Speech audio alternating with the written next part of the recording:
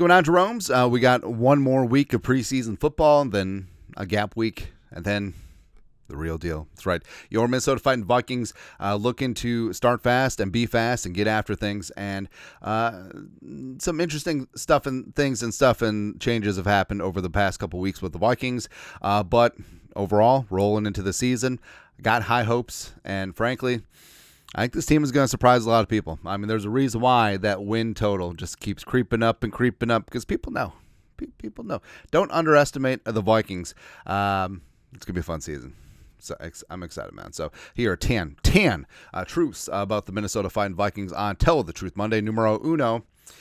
This is the best defense since the prime Zimmer era. And I mean, the Vikings defense, so prime Zimmer era, I don't know, like 2017, 2019 era, but it sort of fell off towards the end. Some guys got older, maybe some things got complacent, don't know, but the defense is going to be a lot of fun, man. And Flores was really great last year, doing the best that he could with the personnel that he had.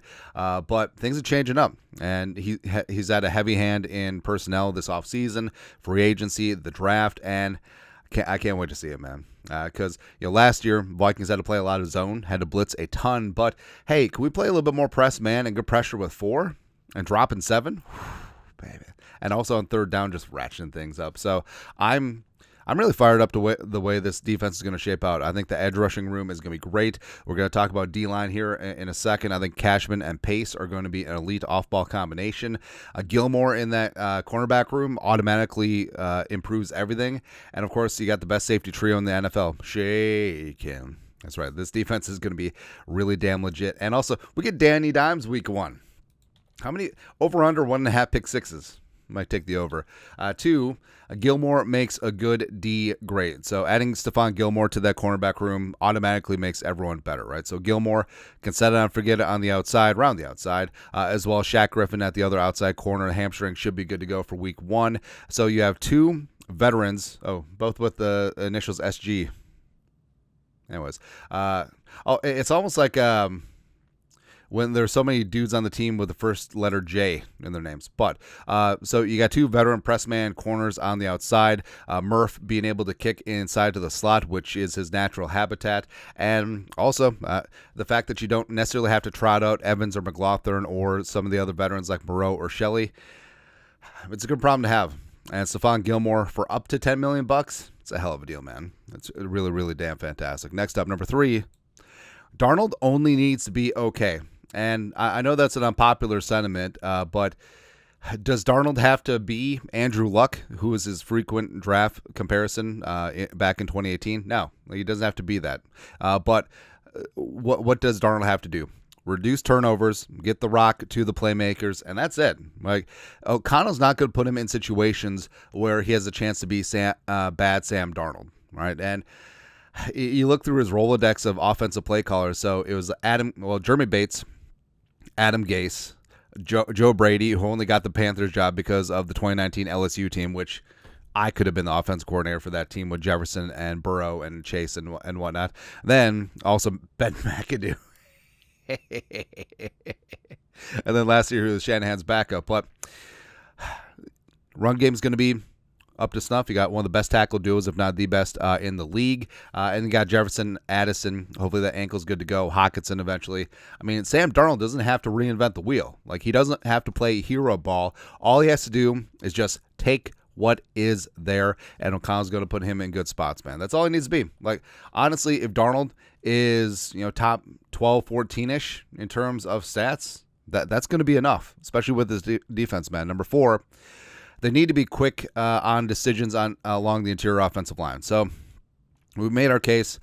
Ed Ingram should be closer to being cut than starting, right? And they said that this was a guard competition. We haven't seen it so far. Now, Reisner has been dinged up with an undisclosed injury. Also, I'm not buying the scuttlebutt that says, like, oh, he doesn't want to play right guard. He wants to play left guard. Who cares?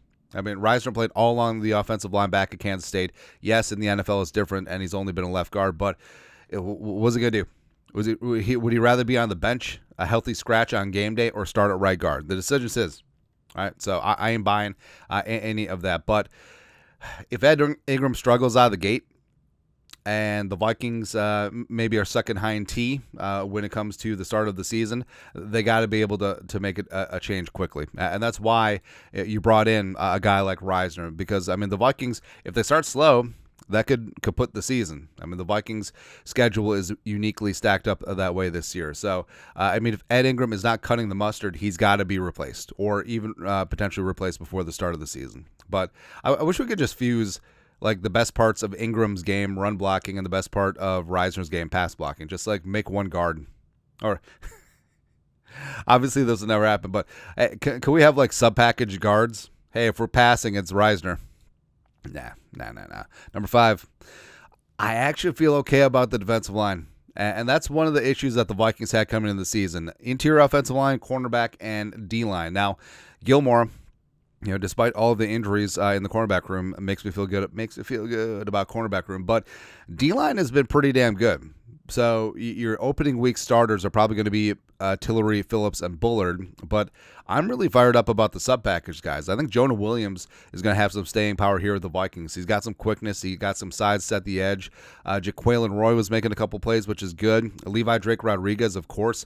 Not only should LDR make the 53, but he should be a significant contributor right away. Like, he should be playing every third down. Heart and hustle, blowing up gaps, doing a lot of good things.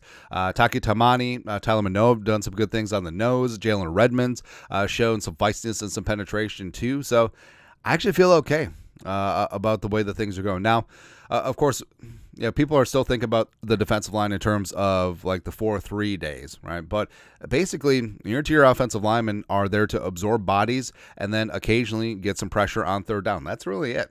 I mean, their job is to keep the offensive linemen off of AVG and Grenard and Turner so that they can work, right? So I actually like what's going on with the defensive line right now. Next up, number 6.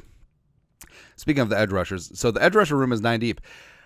The Vikings are going to have some tough decisions. So AVG, Grenard, Diamond Dallas Turner, those 3 are set. Patrick Jones has looked phenomenal as well. Jihad Ward has been basically your second team edge rusher with Turner at the beginning of the preseason games, right? So they obviously like him a lot. And then you got last year's UDFA, Andrekar II, who's shown some nice flashes, especially in the Browns game. And then you got Richter, who's had some high highs, had some low lows, but he's certainly going to get after things. Porter's had some great moments as well. Gabriel Murphy, who they obviously like a lot, except he's been injured. All right, so what's going to happen? Because generally you're going to keep like 6, maybe 7 in the fold in terms of 53 and practice squad, but we floated the idea before, like maybe they put Murphy on short-term IR when 53s are set, but I don't know, like it's anyone's guess, like how they're going to break this down with the 53 as well as on the practice squad. I think there could be a world where they try to keep all of them, but we'll see. And as I've said before, I think the most valuable trade chip would be Patrick Jones second in this situation. Next up, number 7, Lewis Cine may force the Vikings' hand. So the Vikings have a good problem at safety. So Harry, Beasley, Metellus, best safety trio in the league. And I think that they will keep 5. Theo Jackson's spot is pretty safe. And Bobby McCain, if he makes the squad, I think that he'll be on the practice squad. So it comes down between Jay Ward, who they've been playing a lot at corner, and Lewis Cine. Now, Cine has, since he was dinged up early in training camp, strung together a couple of nice games, especially the best that we've ever seen him in a Vikings jersey against the Browns. And he's playing fun, fast, free football, which is great. It could potentially save his spot on the roster. Now, the Vikings will owe him around $4 million guaranteed either way. And yeah, that would offset if he signs somewhere else. But, I mean, if it's a sunk cost, it's a sunk cost. So if you're basically paying him the same whether he's here or not, may as well keep him here, right? And it's a spot where it's not so much the money or the draft pedigree, but frankly, Lewis Cine has played better than Jay Ward and over the last couple of games. Now, Theo Jackson has completely ripped it up at practice, so I'm not ready to say that Lewis Cine is ahead of Theo Jackson, but not saying that. You know what I mean? But also, I mean, if a team offers you like a 5th or 6th round pick for Cine, you probably do it, right? Or is this just a delayed continuation of the initial plan in 2022 where Cine was going to be Harrison Smith's replacement? Just Cine got injured, broke his leg, and then Harrison hung on for a couple extra seasons playing at a high level. Who knows? Next up, truth number 8. Kevin O'Connell is the head coach we need. All right, so I know that he is going to have to prove that he's the quarterback whisperer. Because Kurt's Cousins, he and Kurt mind melded and had Kurt playing some MVP caliber ball before Kurt got hurt. But also, last year, getting the pass shot up to speed, Mullins throwing for yards, sure. But now, can he turn around Sam Darnold? And down the line, can he and JJ McCarthy be that tandem? I think that they can. Plus, I love the way that O'Connell really hypes up his assistants. So you'll notice this, like Flores. Well, Flores obviously been a former head coach, but Wes Phillips, the OC, Coach Matt Daniels, the special teams coordinator, they all have weekly press conferences, or they rotate through. Not every team does that. But O'Connell wants these guys, Flores aside, who obviously been there, done that, to get that experience of working with the media, because communication with the media, it's an important part of being a head coach. Like you don't want a head coach up there who's just like flop sweating or just like blah blah blah blah blah blah blah. Unless you win a bunch of Super Bowls, then you can do the Belichick. But also, O'Connell having his assistants call plays. So Wes Phillips calling offensive plays, defensively, linebackers coach as well as Durante Jones were mixed in there for Flores. So I love that they're trying to hype up their assistants, because that's great, because only a very insecure head coach wants to keep their assistants forever. Like if I was a head coach, I want assistants who want to be, I want position coaches who want to be coordinators. I want coordinators who want to be head coaches. And everyone's going to make everything better, and we're all going to be pulling in the same direction. That's right, unless they want my job. They can have my job. I got a big buyout, so we're good to go. I'm like Jimbo Fisher, baby. But O'Connell's taking a page from the Sean McVay playbook, where basically he had Aubrey Pleasant just be the head coach for the second preseason game. Like McVay was just up in the booth, Madden style. It's kind of funny, man. Next up, number 9. Hopefully the new kickoff gets better. So obviously it's preseason, so not showing all the tricks and gadgets and whistles and stuff. But overall, across the league, like, there hasn't really been a ton going on, right? It's been pretty static, straightforward. Like there's been a couple plays, but nothing really to write home about. Now, hopefully, once King Kenny and Wangu is returning kicks, that means that it gets better, baby. And also, kick coverage has been sort of spotty as well. But maybe the Vikings do need Najee Thompson to be back in the fold there. So we'll see. Lastly, number 10, I'm gonna build Will Rockert a statue. We finally got a freaking Justin Tucker, and a guy that knocking on all the wood, won't mentally crumble. He's very mature for his age. He's married. He's a man of faith. He's kicked in big-time spots before, going back to Alabama. And Nick Saban notoriously tough on his kickers. So I think the Vikings are going to win a Super Bowl because of Will Rockert. Seriously. Like McCarthy and company will lead them there, but Will Rockert will kick the game winner. That's going to be great. And also, speaking of which, 11, JJ McCarthy's the future. I know it's going to be sort of tempting here soonish, sort of treat it as out of sight, out of mind, but no matter what happened. Now, again, I'm not buying that he actually just straight up tore his meniscus on Saturday. I think there was something lingering from Michigan. Maybe it was something that he was going to have a procedure on at some point anyways.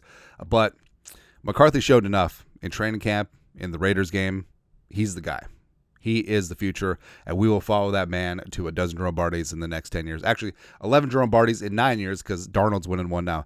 Could you imagine the dilemma if Darnold wins a Super Bowl? Like, you got to sign him long term, right?